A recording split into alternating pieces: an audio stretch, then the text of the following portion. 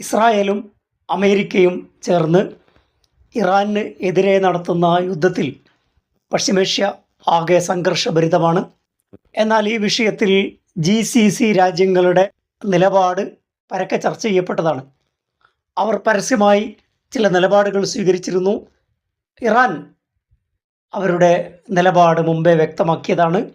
തങ്ങളുടെ രാജ്യത്തിനെതിരെ അമേരിക്കയും ഇസ്രായേലും നടത്തുന്ന ഏത് ആക്രമണത്തിൻ്റെയും പ്രത്യാക്രമണം GCC രാജ്യങ്ങളിലെ ബേസ്മെൻറ്റുകൾക്കെതിരായിരിക്കും.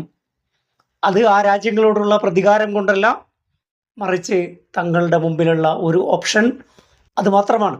GCC രാജ്യങ്ങൾ ഇറാനോട് സ്വീകരിക്കുന്ന സമീപനം എന്തായിരിക്കും?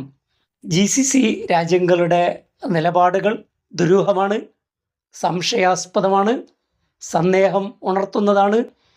അവർക്ക് ഡബിൾ സ്റ്റാൻഡ് ഉണ്ടോ എന്ന് പലരും ഈ വിഷയത്തിൽ സംശയിക്കുന്നുണ്ട്.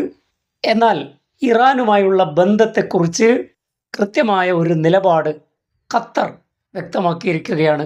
ഖത്തറും ഇറാനും തമ്മിലുള്ള ഉഭയകക്ഷി ബന്ധത്തിന് മറ്റെല്ലാ രാഷ്ട്രീയ പരിഗണനയേക്കാളും മുൻതൂക്കം നൽകുമെന്ന് ഖത്തർ വിദേശകാര്യ മന്ത്രാലയ വക്താവ് മാജിദ് അൽ അൻസാരി വ്യക്തമാക്കുകയുണ്ടായി. ഇരു രാജ്യങ്ങളിലെ ജനങ്ങൾ തമ്മിലുള്ള സാഹോദര്യ ബന്ധം പവിത്രമാണെന്നും അത് സംരക്ഷിക്കുമെന്നുമാണ് അദ്ദേഹം പറയുന്നത്.